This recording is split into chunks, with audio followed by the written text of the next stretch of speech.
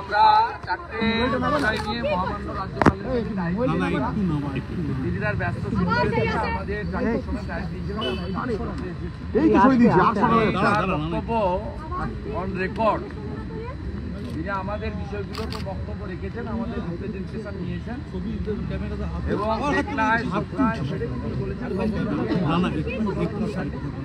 Governor অ্যাকশনও নিতে পারেন।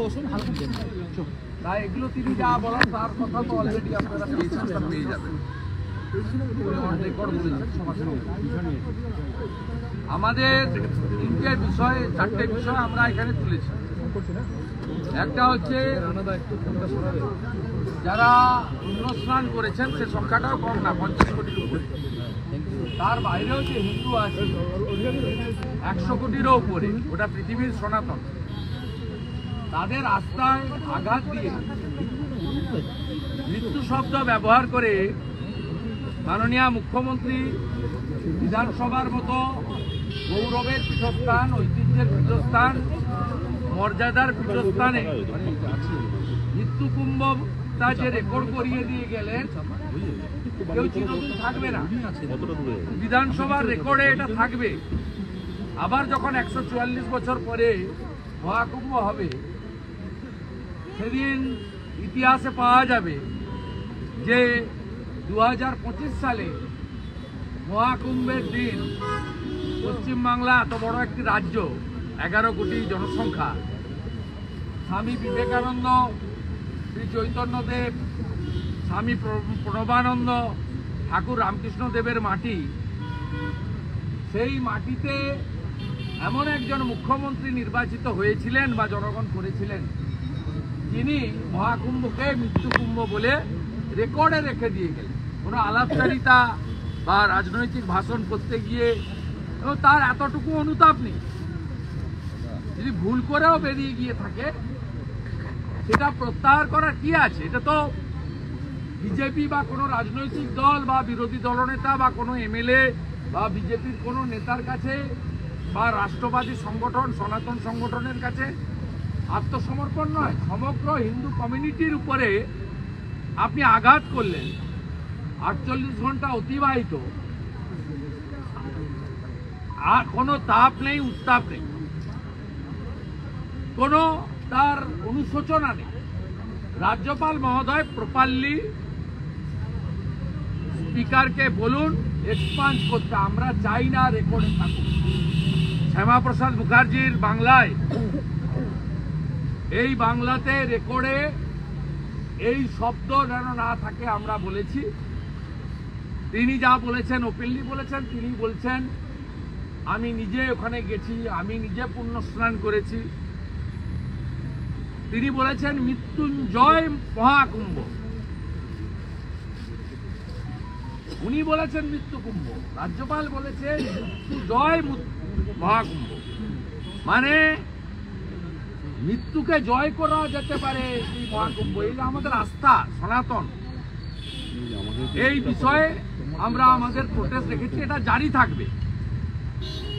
ভাববেন না যে হ্যাঁ হয়ে গেছে, এতদিন ধরে টানছে, এটা চলবে। সনাতন সমাজ যতদিন থাকবে চলবে। আমাদের কেউ কেউ বলেন, মুখ্যমন্ত্রী বলছিলেন নতুন হিন্দু ধর্মীয় নেতা। আরে নতুন হিন্দু নেতা আমরা হইনি। আমরা যে যার রাজনৈতিক দল বা পেশায় থাকি না কেন, আমরা আমাদের ধর্মের সঙ্গে তঞ্চকতা বিগত দিনে করিনি। এটা আমাদের পূর্বপুরুষ পিতামাতা শিখিয়ে দিয়ে গেছেন। আপনি এগুলো করেন না। আপনি রেড রোডে অন্য ধর্মের প্রার্থনায় চলে যান, সেখানে বিরক্ত হয় লোকেরা, তারপরেও চলে যান আপনি আপনার ভোটের জন্য। আপনার মতলব সবাই জানে।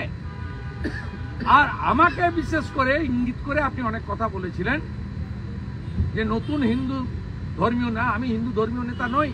হিন্দু ধর্মীয় নেতা শঙ্করাচার্যরা, আখড়ার যারা নেতৃত্ব দিচ্ছেন, রামভদ্রাচার্যজি আচার্য, কৈলাসানন্দগিরি মহারাজ, আমাদের রাজ্যেও স্বামী বিশ্বনাথানন্দজি থেকে শুরু করে, গৌতম মহারাজ থেকে শুরু করে, আমাদের সুবীরানন্দজি মহারাজ থেকে শুরু করে, ইস্কনের জয় পতাকা স্বামী থেকে শুরু করে কার্তিক মহারাজ পর্যন্ত এরা ধর্মীয় নেতা, আধ্যাত্মিক চেতনা জাগ্রত করছেন। তো আপনি কত বড় সাম্প্রদায়িক 2021 নন্দীগ্রামে গিয়ে দেখেছি আপনাকে। সেই দিন আমি হিন্দুদের ভোটে আপনাকে হারিয়েছি, জিতেছি। তাই যাদের ভোট নিয়ে জিতেছি তাদের ধর্মীয় আঘাত, তাদের শাস্ত্র, তাদের ব্যবস্থায় যদি আঘাত সরকারি দল দেয়, প্রতিবাদ আমি এবং আমরা করব। আমি তো বারে বারে বলেছি, আমরা বিজেপি এমএলএরা মুসলিমদের ভোটে কেউ জিতিনি, আমরা হিন্দুদের ভোটে জিতেছি এবং জনজাতিরাও আমাদের ভোট দিয়েছে, এখানে বুদ্রাই টুডুরা আছে। স্বাভাবিকভাবে আমরা দায়বদ্ধ সনাতনী এবং জনজাতিদের কাছে, এটা নিয়ে কোনো সাজির কোনো বিষয় নেই, পরিষ্কার বললাম এটা। দ্বিতীয় হচ্ছে, প্রথম 5 মাস বাইরে রাখলেন অনির্দিষ্ট পিরিয়ডের জন্য। হাইকোর্টে গেলাম, হাইকোর্টে সুপ্রিম কোর্টের জাজমেন্ট সামনে এলো, মহারাষ্ট্র বিধানসভা ভার্সেস কিছু বহিষ্কৃত 17 জন এমএলএ। তাতে সুপ্রিম কোর্টের জাজমেন্ট ছিল যে একটা সেশন বা সর্বোচ্চ 30 দিনের বেশি সাসপেন্ড রাখা যায় না। আপনারা বাধ্য হলেন হাউসে মোশন এনে প্রত্যাহার করতে। তারপরে ওই 1 মাসের সুযোগ নিয়ে 1 মাস করে 8 মাস বাইরে রেখেছেন। হাউসে অন্য কোনো দল নেই, শুধু বিজেপি আছে। গোটা ভারতবর্ষে বলুন কোথায় দেখতে শুভেন্দু অধিকারী ছেড়ে দিন। আমি চিরদিন এলওপি ছিলাম না, চিরদিন এলওপি থাকবো না। এলওপিকে বাদ দিয়ে বাজেট সেশন, রাজ্যপালের ভাষণ, প্রথা কি? বিধান রায়, জ্যোতিবাবু, সিদ্ধার্থবাবু, সেই সময় থেকে হরিপদ ভারতী, সেই সময় থেকে প্র্যাকটিস কি? রাজ্যপালের ভাষণে 1 বছরের সরকারের কাজ তুলে ধরা হয়। বিরোধী দলনেতা মুখ্যমন্ত্রী বলার আগে ত্রুটি বিচ্যুতিগুলো তুলে ধরেন। মুখ্যমন্ত্রী তাকে যুক্তি, তর্ক, তথ্য, ডকুমেন্ট দিয়ে কাউন্টার করেন। আপনি বলুন, বিরোধী দলনেতা এবং এমএলএদেরকে বাইরে রেখে 1 ঘন্টা 22 মিনিট লাইভ টেলিকাস্ট, এই রাজ্যে বাজেট লাইভ টেলিকাস্ট হয় না। কত গুরুত্বপূর্ণ জিনিস সেখানে বিরোধীদের বলার দরকার নেই। আপনার কোনো কর্মচারী তাকে দিয়ে বলান। আপনি নিজেই বলেছেন ট্রেডমিল করতে করতে বাজেট করি। তা আপনার ট্রেডমিলে তৈরি করা বাজেট লাইভ হয় না কেন? লক্ষ লক্ষ কোটি কোটি লোক বাংলার অপেক্ষা করে থাকে যে কি হচ্ছে বাংলায়, কত চাকরি হবে, কর্মচারীদের কি হবে, কৃষকদের জন্য বেনিফিট আছে কিনা, ভাতা বাড়লো কিনা, নতুন থানা হবে কিনা, হসপিটাল হবে কিনা, হেলথ সেক্টরে কিছু ফেসিলিটি পাবো কিনা, বিদ্যুতের বিল ছাড় হবে কিনা, কতগুলো ইন্ডাস্ট্রি হবে, ল্যান্ড পলিসি কি হবে, চা বাগানের কি হবে, টাইগার হিল সুন্দর পাহাড়ের কি হবে, সুন্দরগ্রাম বনের কি হবে, পুরুলিয়া বাঁকুড়া ঝাড়গ্রামের কি হবে। অধিকাংশ গ্রামে জল নেই পুরুলিয়া বাঁকুড়াতে, সে জল পৌঁছাবে কি করে? জনজাতি মূলবাসীদের জন্য কি থাকবে? মাহাতো কুর্মীদের জন্য কি থাকবে? রাজবংশীদের জন্য কি থাকবে? নমশূদ্রদের জন্য কি থাকবে? কাঁটাতারের বেড়া দিয়ে ঘেরা হবে কিনা? আমেরিকায় যেমন একদম পেঁদিয়ে বহিরাগতদের খাজাচ্ছে, অবৈধদের, এই বাংলায় যে পাড়ায় পাড়ায় রোহিঙ্গা ঢুকে আছে। আপনার বাড়ির পাশে কসবায় সুলতান বস্তি, চারিদিকে যে রোহিঙ্গা ছেয়ে গেছে, তাদেরকে কবে দড়ি দিয়ে বেঁধে মায়ানমারে নামিয়ে দিয়ে আসবেন, না কক্সবাজারে ফেলে দিয়ে আসবেন, না সিলেট চট্টগ্রামে গিয়ে তাদেরকে নামাবেন, তার উল্লেখ থাকবে। এর জন্য লোক অপেক্ষা করে, কিন্তু লাইভ হয় না বাজেটের। আপনি এপাং ওপাং ধপাং, আমরা সবাই ড্যাং ড্যাং। যা খুশি বলে যাচ্ছেন 1 ঘন্টা 22 মিনিট। আমি ব্যানার্জি, আমি ব্রাহ্মণ, খুব ভালো লাগছে। হিন্দুদের কাছে যে আপনি কোশ্চেন মার্ক হয়ে গেছেন, আপনাকে যে বলতে হচ্ছে আমি হিন্দু, আপনাকে যে বলতে হচ্ছে আমি ব্যানার্জি পরিবার, আপনাকে যে বলতে হচ্ছে আমি শিব ঠাকুরের দিকে মাথা করে ঘুমাই, খুব ভালো লাগছে, খুব ভালো লাগছে। লাইনে এসে গেছেন আপনি, সুন্দর লাইনে এসে গেছেন। তাই আমরা বহিষ্কৃত বারে বারে এলপি সহ এমএলএরা। বিশ্বনাথ কারক জমিতে জল দিচ্ছে না বলে আরামবাগ, খানাকুল, গোঘাটপুর, সোড়া ওখানে বিক্ষোভ করছেন সুশান্ত ঘোষ এমএলএ, মধুসূদন বাগদের, বিজেপির আরামবাগ জেলার কার্যকর্তাদের, কৃষকদের নিয়ে। তিনি এখানে সাসপেন্ড। এ কোন জায়গায় আছেন? তো অষ্টম আশ্চর্য, সপ্তম আশ্চর্য নয়, অষ্টম আশ্চর্য। উনি আরামবাগে সিয়াখালা পেরোচ্ছেন আর উনাকে ফোনে হচ্ছে, বিশ্বনাথ দা আপনি সাসপেন্ড।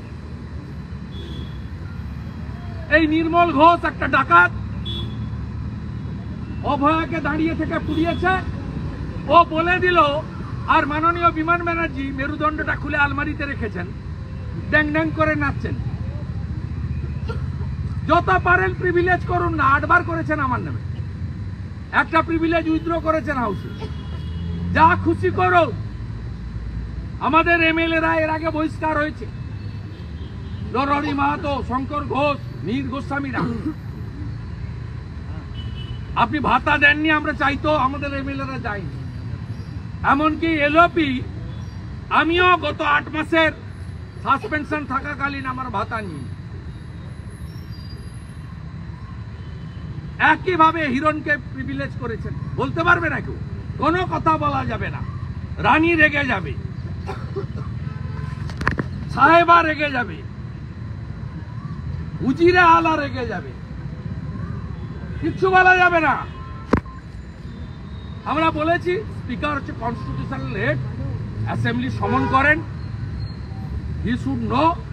তাই তাকে আমরা conveyed our message and voice যে what is going on inside the assembly. Third, আমরা বলেছি যে এরা শুধু বিজেপিকে সাপ্রেস করছে নয়, এলপি বিজেপি এমএলএদেরকে তাড়াচ্ছে নয়, এরা সংবিধানকে চ্যালেঞ্জ করেছে, মানে বাবা সাহেব আম্বেদকরকে। আর্টিকেল 188 গভর্নর স্পিচে বলেছে যে অ্যাসেম্বলির নিজস্ব রুল আছে, রুল 5-এ আপনি আমাকে ডিফাই করেছেন। কিন্তু যখন রুলের সঙ্গে কনস্টিটিউশনের কনফ্লিক্ট হয়, তখন সংবিধান হচ্ছে মাদার, সংবিধান হচ্ছে ফাইনাল। তখন রুল আপনার কন্টিনিউ করতে পারে না, তখন সংবিধানই ফাইনাল। এক্ষেত্রে রায়াত হোসেন না কি নাম, ভগবান গোলার, রিয়াদ হোসেন সাহেব আর সায়ন্তিকা ব্যানার্জি মহোদয়া, এদেরকে অবৈধভাবে মেম্বার করে রেখেছেন, স্ট্যান্ডিং কমিটিতে রেখেছেন, ভাতা দিচ্ছেন, বেতন দিচ্ছেন, পাবেন ওরা জিতেছে। কিন্তু রেকটিফাই করুন। ডেপুটি স্পিকারকে অ্যাসাইন করেছে গভর্নর, ডেপুটি স্পিকার আশিস ব্যানার্জিকে বসিয়ে সংবিধানকে চ্যালেঞ্জ করেছেন, বাবা সাহেব আম্বেদকরকে চ্যালেঞ্জ করেছেন, পরে আপনি শপথ করিয়েছেন স্পিকারকে দিয়ে। আমরা সে কথা বলেছি। ফাইনালি আমরা যেটা বলেছি সেটা হলো, 10 বছর আগে হজ পিলগ্রিম 2 জন মারা গেছিলেন, তীর্থযাত্রী। দুঃখজনক, আমাদের সমবেদনা আছে। তারা বাংলারই মানুষ, ভারতীয় নাগরিক। এই রাজ্য সরকার, মুখ্যমন্ত্রী কোন ফান্ড থেকে দিয়েছে জানি না, সরকারি চেক দিয়েছিলেন 10 লক্ষ টাকা করে। কুম্ভে যে স্ট্যাম্পেড হয়েছে দুঃখজনক, তাতে যারা মারা গেছেন তীর্থ করতে গিয়ে, তার মধ্যে পশ্চিমবাংলার 3 জন আইডেন্টিফাইড হয়েছে। অলরেডি 25 লক্ষ টাকা করে উত্তরপ্রদেশের মহামান্য যোগী আদিত্যনাথের সরকার তাদের অ্যাকাউন্টে পাঠিয়ে দিয়েছে, তারা চেক পেয়েছে, আমাদের বলেছে। এক যাত্রায় তো পৃথক ফল হতে পারে না। আপনি তো বলেছেন আমি কি সবাইকে সমান চোখে দেখি, আপনি তো বলেছেন আপনি সেকুলার, আপনি তো বলেছেন ধর্ম যার যার উৎসব সবার। তাহলে আপনি এক্ষেত্রেও উপযুক্ত সমপরিমাণ অর্থ কেন দেবেন না, এই পরামর্শ মহামান্য রাজ্যপাল যেন রাজ্য সরকারকে দেয়। কারণ রাজ্যপাল সিদ্ধান্ত দিতে পারেন না, রাজ্যপাল অ্যাডভাইস করতে পারেন, সেই অ্যাডভাইসটা যেন করেন। আর কনস্টিটিউশনাল ভায়োলেশন নিয়ে আমরা গভর্নর সাহেবকে বলেছি আপনি মহামান্য রাষ্ট্রপতি ও সেন্ট্রাল গভর্নমেন্টকে দেখান। আমরা we are waiting for 2026। BJP লড়ে নিবে, বিজেপি লড়ে হারাবে। আমাদের যত টর্চার করুন আমরা টলারেট করতে রাজি আছি। 4 বছর করেছি, আরো 1 বছর করব, কিন্তু আপনার সংবিধানকে চ্যালেঞ্জ করেছে, আপনি এদের ছাড়বেন না। Enough is enough.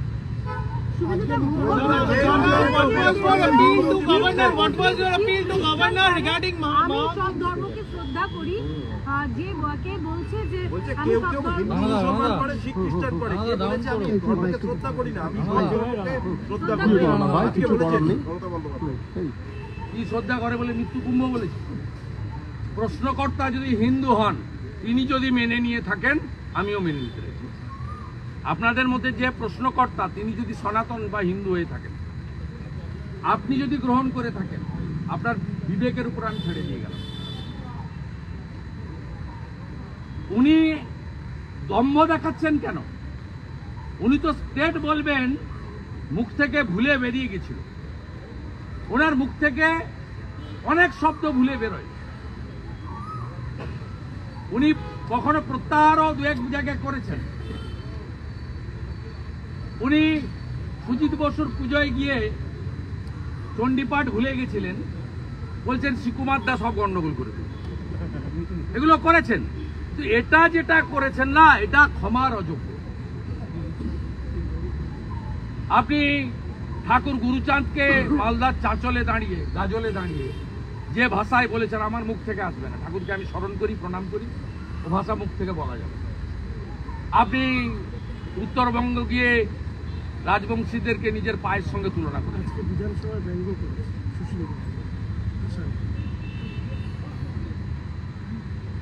ভাষা নিয়ে তো ব্যঙ্গ করবে। আর আমরা তো চাই, আমাদের নর্থ বেঙ্গলের এমএলএরাও চায়, আমরা তো মোদিজিকে ধন্যবাদ দিই। রামায়ণ, মহাভারত, গীতা তার অনুবাদক যিনি রাজবংশী রামতাপুরী ভাষায়, শিক্ষক নগেন্দ্রনাথ রায়কে পদ্মশ্রী দিয়েছেন।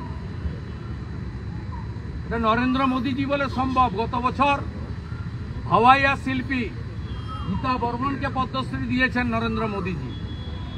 অনন্ত মহারাজকে বিজেপির প্রথম রাজ্যসভার সুযোগ দিল্লি পাঠিয়েছে।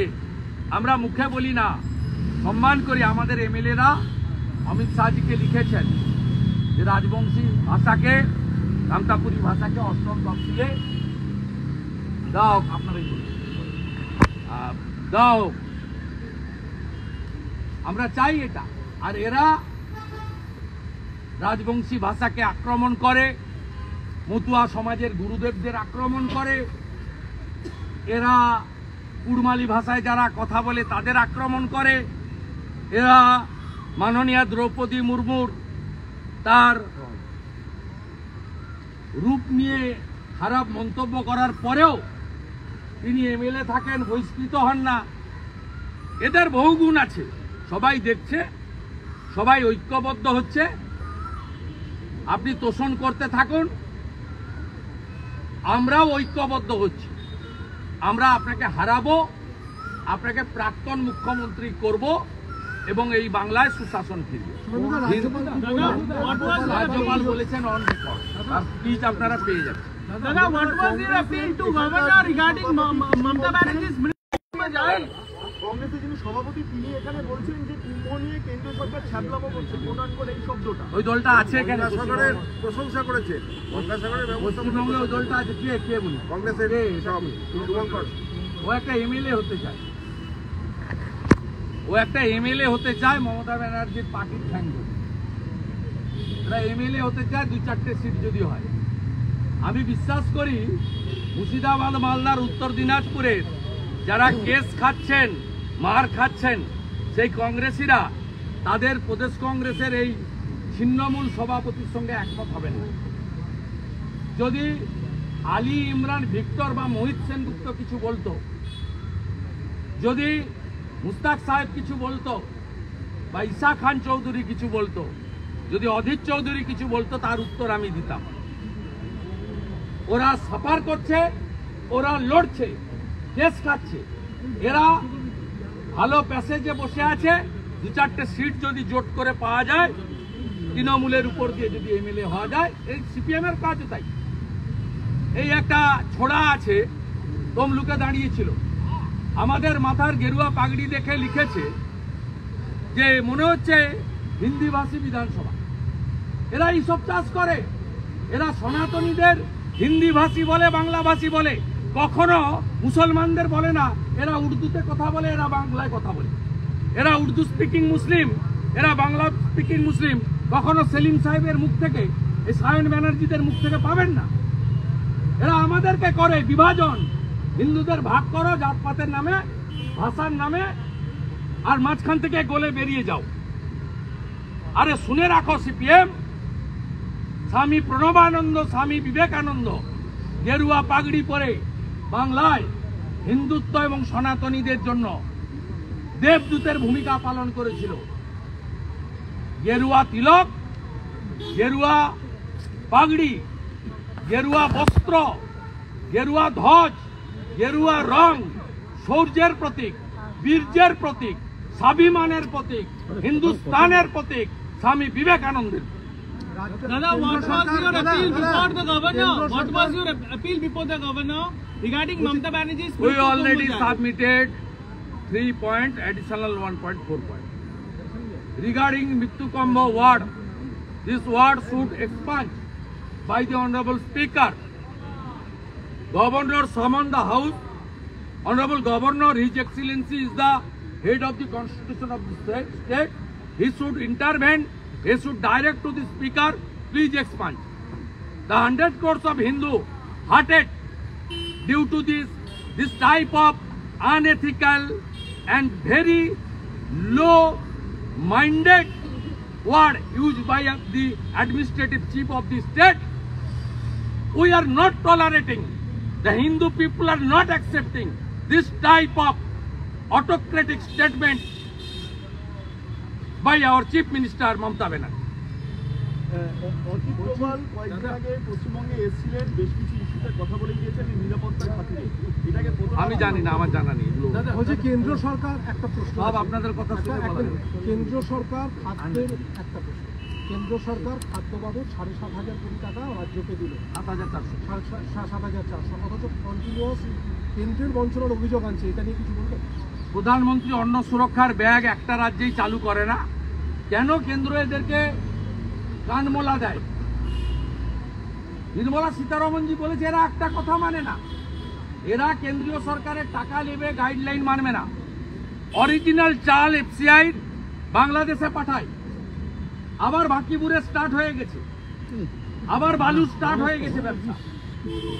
এফসিআই ভালো মিলে চাল, মোদিজি কোথাও কাকর চাল খাওয়ায় না। আর সব জায়গায় গম দিচ্ছেন, বিহারে, উত্তরপ্রদেশে ফ্রেশ গম এফসিআই।